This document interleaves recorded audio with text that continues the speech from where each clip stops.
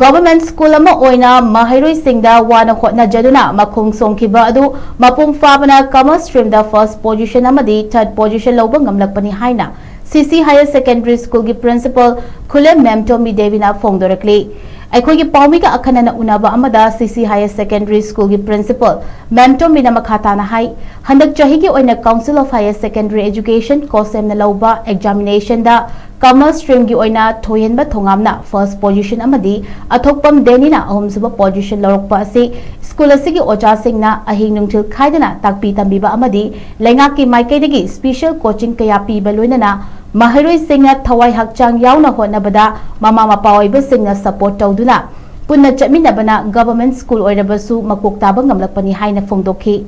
mahakna makha tana hai School adugi oina stream khudemaki oza sing amadi satra sing chap manana honaki adubu laibak fabana commerce stream dana hena mai pakpa purakpa ngamkhibani stream atoppa sing da su mark yamna fangba mahiroi sing yauri commerce stream gi oina leiriba oja marina wana honaduna takpi tambikhi haina phongdoraki amasung mahiroi singna ojana lairik takdingai maruoiba point sing mark ta hogadabani lairik paribani haiduna pangpada pabana kanaba karisu leite hawrakliba mahiroi khudingna macha khaina mamut tana ojana taklingaida khanghau hayhuna ba honagadabani haina su pautak pirakhi loinana laingaki mari leinaba authorities singna school adugi award apa lairi haina complaint thangatpada award apa sing matam chana mention bibagi damakta su hainingai letana thangatpa phongdorakli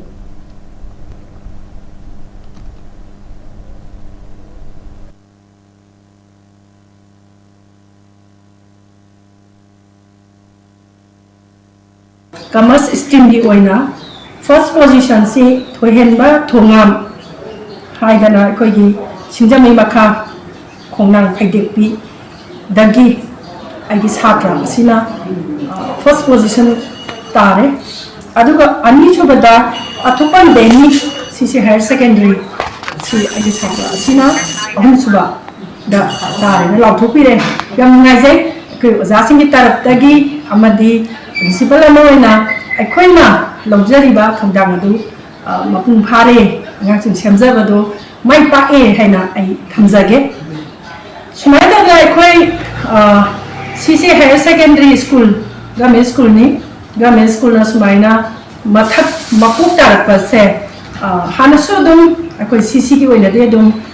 position holder adum yawki haba itazai aina la laba matung dagi di ngasi gisina hanmani handa kisida sahi anirak chubale ne laksa school sida ta angang sing sigi magi khona zaman masi aikoi moi parents sing amade angang sina khona basida aikoi oza sing na yamna support tawi aikoi gi CC Higher Secondary gi oina academic atmosphere se adukimatik phana lai haina ai tamjage la oza sing se science oiro arts oiro commerce oiro loina ma chap manaba mi ngamada akai government school gi satran hena handhana tawde isa dona yenga ka loina ma tai labang pa badagi isogi nongdam dagi commerce ta topper amadi tha question yaw rai si akai yam ngai ni aduga masida ina credit pizza bata ragadi angang masama hona jaba mage parents support toba aduma laile ani so bada akai Manipur government di Makhada education SK program si atake mate update tawre haibatare hana dagi hena aikoi special coaching angang singi government ge initiative lauraga special coaching run tawi adu dagi hendutana aikoi school di oina special coaching am suran tawjai aikoi leibaki situation je khitang kainu oibani na academic calendar koi phangli dabase coaching ta koi makeup tawno khona jai angang sing syllabus adum cover tawjai science ki so arts commerce so samana dum tawjabani tawada bu laiba ko badai commerce ta koi top yawani ana koi oja sing lingan na ba kenta leite science ki oja sing chu arts ki oja sing chu aduga commerce ki oja sing chu mathangi adum kanna hotna na ba ai appeal tawjari aduga commerce ki oina di hane de hona topper si adum kena tawi aduga commerce ta je koi lairisi oja mari ni accountancy tako oza aniyama akoi oza ranjita ga adagi oza anuradha ga then business study da taisi oza Sriya Lakshmi ga mangna lengjang biri sine adem oza tamphai me maga sumana oza mari sina